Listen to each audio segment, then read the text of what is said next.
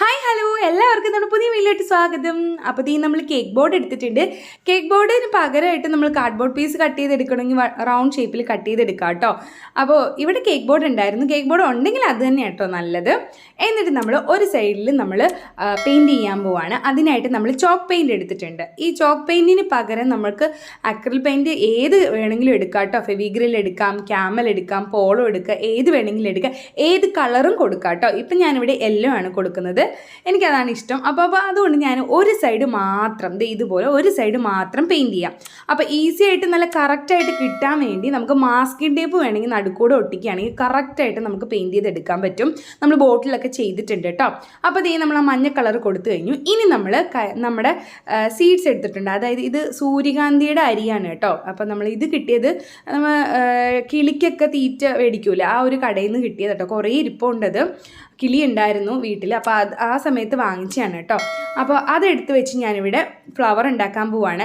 ഇനി സൂര്യകാന്തിയുടെ ഈ ഒരു സീഡ്സ് ഇല്ലെങ്കിലും കുഴപ്പമൊന്നുമില്ല. നമ്മുടെ മത്തങ്ങയുടെ സീഡ് ഉണ്ടല്ലോ, അങ്ങനത്തെ ഏത് സീഡ്, ആ ചെറിയ സീഡ്സ് ഏത് വേണമെങ്കിൽ നിങ്ങൾക്ക് എടുക്കാം. എനിക്കൊന്ന് എല്ലാവർക്കും അറിയാവുന്നതാണ് ഇതുപോലെ ഫ്ലവർ ഉണ്ടാക്കാനായിട്ട്. നമ്മൾ ഇതിനു മുന്നേ ബോട്ടിലൊക്കെ ചെയ്തിട്ടുമുണ്ട്.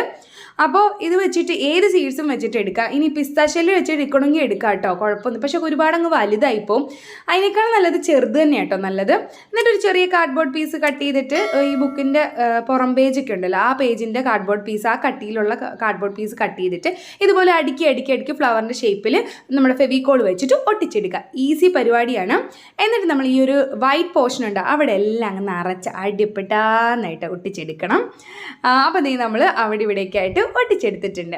ഇനി നമുക്ക് ഇതിനെ ബ്ലാക്ക് കളറിൽ പെയിൻറ്റ് കൊടുക്കാം. ആ ഒരു പോർഷൻ മൊത്തം കൊടുക്കണം. അതിന് ഞാൻ ചോക്ക് പെയിൻ്റ് ആണ് എടുത്തിരിക്കുന്നത്. നിങ്ങൾക്ക് സാധാരണ അക്രിലിക് പെയിൻറ്റ് ഏത് വേണമെങ്കിലും എടുക്കാം കേട്ടോ.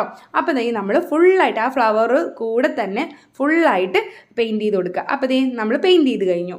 ഇനി നമുക്കത് നന്നായിട്ട് ഉണങ്ങിയതിന് ശേഷം മെറ്റാലിക് ഷെയ്ഡ് ഏതെങ്കിലും കൊടുക്കുക. ഇവിടെ ഞാൻ കോപ്പറാണ്, എനിക്ക് കോപ്പറാണ് ആ ഒരു ബ്ലാക്കിന് ഇഷ്ടം. അപ്പോൾ ആ ഒരു കോമ്പിനേഷൻ എടുത്തിരിക്കുന്നത് കേട്ടോ. അപ്പോൾ നമ്മൾ കോപ്പർ കളറ് ബ്രഷ് കൊണ്ട് കൊടുക്കുന്നുണ്ട്. ബ്രഷ് കൊടുക്കുന്ന വേറൊന്നും അല്ല കേട്ടോ, കൈ കൊണ്ട് കൊടുക്കുന്ന നല്ലതൊരു ഫിനിഷിംഗ് ഒക്കെ ഒരു ഭംഗി കിട്ടുന്ന കൈ കൊണ്ടാണ്. പക്ഷേ ഞാൻ ബ്രഷ് കൊണ്ട് കൊടുത്ത് അതിൻ്റെ ഇടയിലൊക്കെ കുറച്ച് ആവട്ടെ എന്ന് വിചാരിച്ചിട്ടാണ് കേട്ടോ.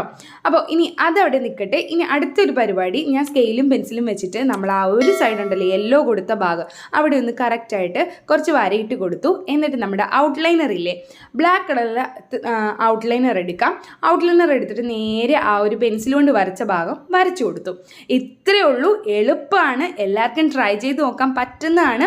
അപ്പോൾ എല്ലാവരും ട്രൈ ചെയ്ത് നോക്കണേ. ഇഷ്ടമായോ ഇന്നത്തെ വീഡിയോ?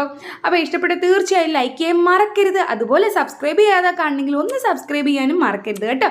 പിന്നെ വീഡിയോസൊക്കെ എല്ലാവർക്കും ഷെയർ ചെയ്ത് കൊടുക്കാനും മറക്കരുത്. അപ്പോൾ എങ്ങനെയുണ്ട്? പുതിയ വീഡിയോ ആയിട്ട് വീണ്ടും കാണാം. ടാറ്റാ, ബൈ.